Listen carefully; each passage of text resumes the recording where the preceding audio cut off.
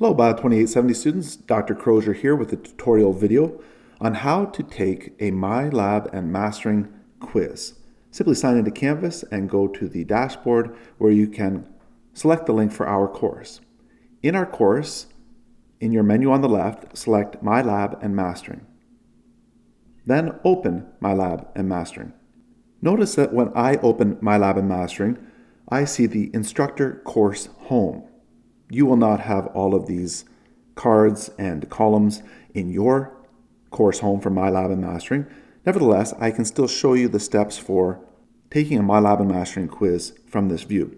I will point out that you do have two views that you can toggle between as students, namely an All Assignments view, which lists all of your available assignments for the semester. Please note, it does not list any assignments that are not yet available. Or you can look at the calendar view. I like the calendar view because it still shows you the all assignments view and it shows you when they are due on the calendar. Once again, your calendar will be blank unless you have quizzes currently available. So if you don't see anything like I see on my calendar where I see quiz 1 and 2 and 3 and 4 and so on, and I can scroll through the whole semester because I've set up these quizzes, no need to panic. As the quizzes become available, you will see them populate your calendar. Please note, if you're watching this video for a course that is taken in a later semester, while the particulars, the dates, are specific to when I'm recording this video, the steps and principles will remain the same. Just please take note of the particulars for the dates that apply to your course. So notice that I'm recording this on September 3rd, 2020. The first quiz for the course I'm teaching at this time is due on September 12th at 11 p.m. If I hover over any of these quizzes, it gives me a pop-up window with some data about it as the instructor. And so let me just show you how this works. Quiz 1 is due Saturday, 09/12/20 at 11 p.m. Its current status is unavailable to students, which tells me that if a student opened their calendar view, they would not see anything on September 12th at this point. It will become available from Saturday, 09/05/2020. That is, it will become available 1 week before it is due. Saturday, September 5th at 11 p.m. It's due on the 12th at 11 p.m. It will become available on their calendar on the 5th at 11 p.m. Notice under status that it will be available until 01/31/21. That is, this quiz will remain available and will stay on the calendar. It will stay in the all assignments view all the way past the end of the winter semester, or fall semester into the winter semester, in this case, the end of January 2021. That means that even after the due date for a quiz, in this case September 12th, the quiz will still be available for students to go back and look at and to do even after the due date. That is, if in October, in this case, or November, a student wishes to go back and do quiz 1, they can still open it even well past the due date. It just won't be worth points past the due date. And this is under the category of test. On the student view, I believe it will simply be a green diamond, indicating that there is a quiz due on that date. When it becomes available, it will not actually say quiz 1 until they select it. Notice for this course that quizzes are almost always due on Saturdays. There are some exceptions, and those exceptions are particular to this semester. This may or may not be the case depending on when you're taking the course. This is because of holidays and certain university closures and the particular dates for exams in the syllabus. Sometimes I move a quiz to an alternate date. But typically, quizzes are always due on Saturdays by 11 p.m., which gives students all week to work on the quizzes leading up to that. So just take note, even in the case of a unique date, like a Thursday date, this one is due September 24th, which is a Thursday at 10 a.m., it still becomes available exactly 1 week before it's due, which in this case would be September 17th, 2020 at 10 a.m. in the morning. There are only a couple like this in this semester. I tried to avoid them if at all possible. But again, if we look at the month of October, you'll see upcoming dates. There's another one that falls on a Thursday. And in November, they're all due on Saturday by 11 p.m. I digress. Going back to the all assignments view, you can simply click on the quiz, whether here or in the calendar, and it will open the quiz. As the instructor, I have information that you may or may not see as a student. Again, it reiterates the due date. It tells me it's not available currently to students. I can change these due dates if I need to. And here's a little more information that gives you some insight, and you can actually see this on your page as well, although it's in a different place, that I have chosen 126 items for the software to randomly generate a 10-question quiz from. That is, it will pull 10 questions out of the 126 that I provided. The software calls the questions items. And that's because there's different formats. They aren't all necessarily questions. Sometimes they're activities and so on. And it's going to choose 10 in this case of the 126. And it estimates that it will take my students anywhere between 4 minutes up to 16 minutes to complete this of total work time. So these are brief, simple quizzes. They're not meant to take a tremendous amount of time from your week. If I look at this quiz from the student view, a pop-up window will appear when you click on the quiz. Again, you can see that I have all 126 questions here. You would only have 10 items. I was testing this earlier and I answered one of them incorrectly on the first time and correctly the second time to see how my score would show. I answered another one incorrectly twice to show how my score would show. But I'll reiterate that for you here by picking another question and taking you through those steps. Before I do so, again, the due date shows and the time. It tells you that it's pooled 10 out of 126 items, so every student gets a slightly different quiz. And it gives you a link for the grading policy. So let's open that and see what the grading policy is. It will be the same for all quizzes during the semester, but if you forget, you can click on this to remind yourself. There are 5 items in the grading policy.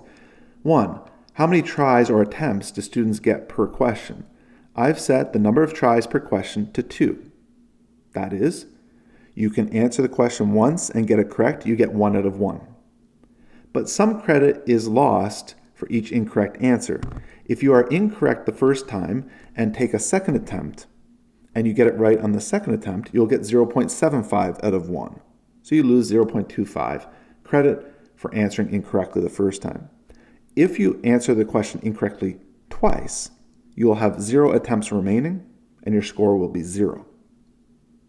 If you are incorrect the first time, the software will tell you it's incorrect and that you have 1 attempt remaining.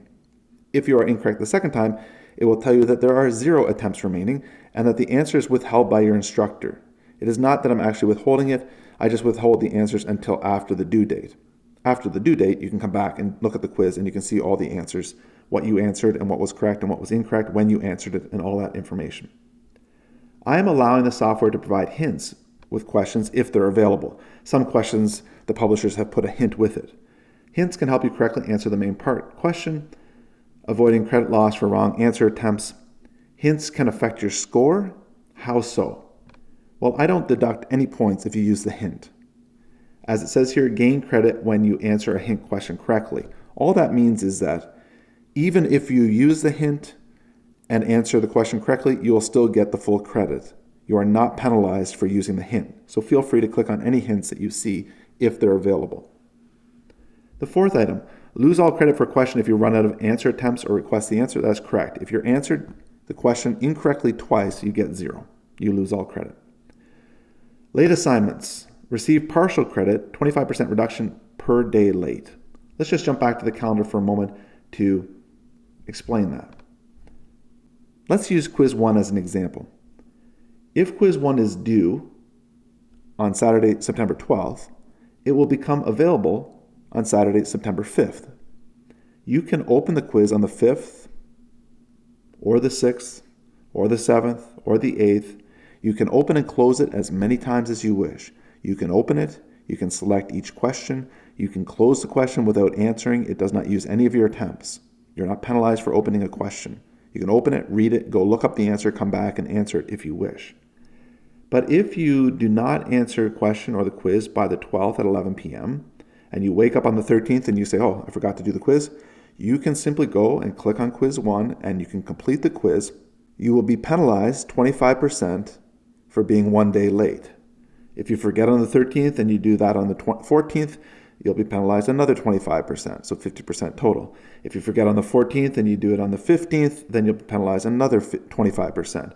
which means you'll be reduced by this point 75%. If you forget on the 15th and you come on the 16th, even if you do all the questions, you'll get 0. So in short, a quiz that is due on the 12th and becomes available on the 5th can still be answered for some credit 10 days after it was posted.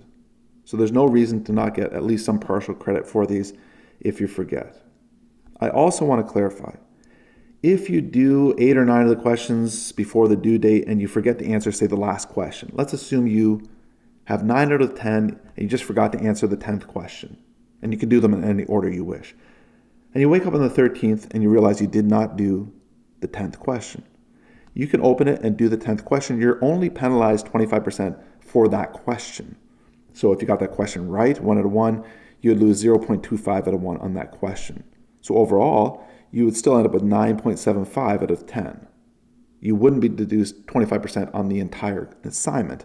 You're only penalized for those components or those items that are late. Because students may still be working on, in this case, quiz 1 on the 13th or 14th or 15th, I do not automatically sync the grades from MyLab and Mastering to the Canvas gradebook until after this grace period is over.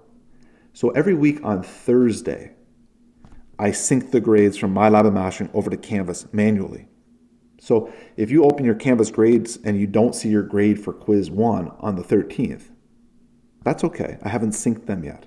I sync them the Thursday following the due date. In this case, I would sync quiz 1 grades on September 17th because it was due on the 12th.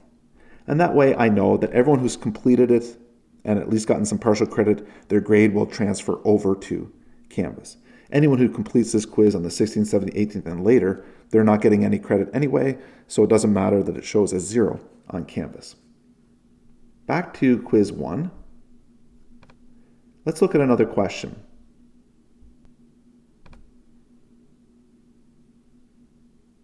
When I open this question, there are a number of features available for me as a student. Almost all of these questions will be multiple choice questions with just 4 or 5 options. Most of them actually only have 4 options. This one in particular has 5.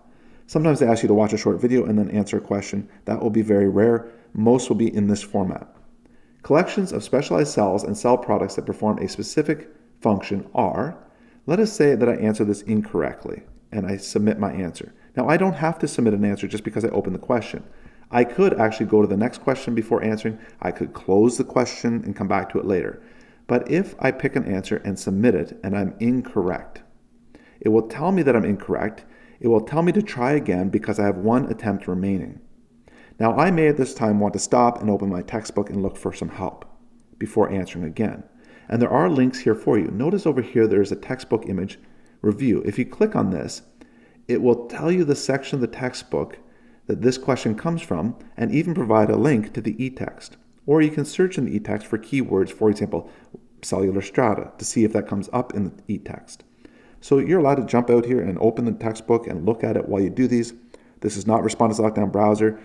You can work on these at your own pace and open and close them as many times as you wish. Let's say you look up this part of the textbook and you say, you know what, this is the definition for tissues. I'm going to try that. You submit and you were correct. That's fantastic. If I close this or if I go to the next question, I will see a grade beside that specific question.